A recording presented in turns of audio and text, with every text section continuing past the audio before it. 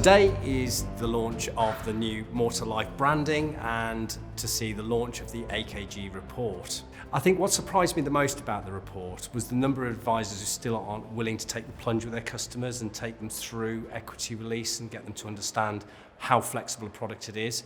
And certainly financial advisors, they're not viewing it as part of the total portfolio that a customer has.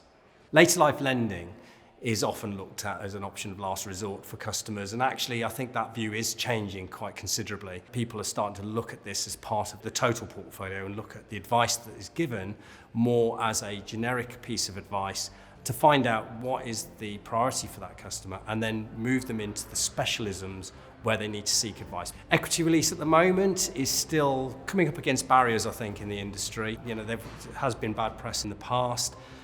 I think that is changing. We just need to keep getting those messages out consistently to show what protections in place for customers and how much more flexible those products are, so that they're not giving their house away, they're actually getting value from their house on a longer term basis.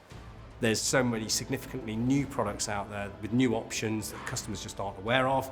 And actually, in some respects, some advisors aren't comfortable with talking to customers about the actual new options that are available. The London Institute of Banking and Finance has redeveloped the Certificate in Regulated Equity Release qualification for the industry. We consulted with the industry to find out what they really needed from a qualification.